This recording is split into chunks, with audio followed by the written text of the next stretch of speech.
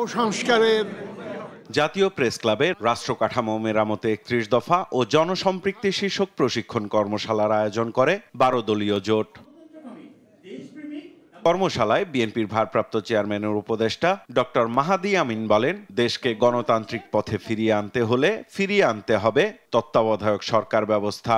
৩১ দফা আমরা তৈরি করেছি, ইনশাল্লাহ ৩১ দফা বাস্তবায়নও সে বৃহত্তম জাতীয় ঐক্যের মাধ্যমে সবাই এক হয়ে করব ইনশাল্লাহ। বিএনপির স্থায়ী কমিটির সদস্য গয়েশ্বর চন্দ্র রায় অন্তর্বর্তী সরকারের সমালোচনা করে বলেন, সংস্কারের আড়ালে অন্য কোনো উদ্দেশ্য বাস্তবায়নের চেষ্টা হচ্ছে কিনা তা এখন জনমনে প্রশ্ন উঠছে।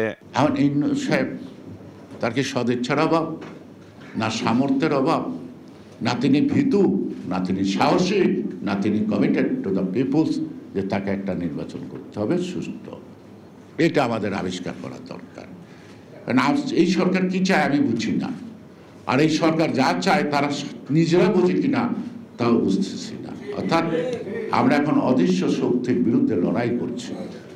একজন তো পালাইছে কাপড় পইরা, আর যারা এই নির্বাচন নিয়ে ষড়যন্ত্র করতেছে তারা কাপড় পরা পালানোর সুযোগ পাবে বলে আমি মনে করি। জাতীয় প্রেস ক্লাবে আলাদা এক আলোচনায় অংশ নিয়ে বিএনপি চেয়ারপারসনের উপদেষ্টা অ্যাডভোকেট সৈয়দ মোয়াজ্জেম হোসেন আলাল বলেন, অন্তর্বর্তী সরকারকে সহযোগিতারও সীমা আছে।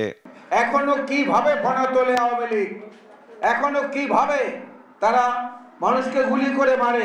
স্বেচ্ছাসেবক দলের এক নেতাকে গুলি করে মেরেছে কুমিল্লায়, যুব দলের এক নেতাকে কালকে গুলি করে মেরেছে। প্রত্যেকটি জায়গায় যেটা শুরু হয়েছে, এটার যদি পাল্টা আক্রমণ আমরা শুরু করি তখন কিন্তু দেশে সরকারের কোনো অস্তিত্ব থাকবে না। আমরা এই সরকারকে সহযোগিতা করতে চাই, করে যাব, কিন্তু তারও তো একটা সীমা আছে। একই আলোচনায় অংশ নিয়ে যথাসময়ে নির্বাচন দেওয়ার দাবি জানান দলের স্থায়ী কমিটির সদস্য গয়েশ্বর চন্দ্র রায়। যারা এই তথাকথিত বিভিন্ন অবাস্তব দাবিতে নেয়া করতেছে তারা আমার মনে হয় নির্বাচনের ট্রেনটা ফেল করার ধান্দায় আছে। যথাসময়ে ট্রেন চলবে, যথাসময়ে। সাইফুল রিপন, দেশ টিভি, ঢাকা।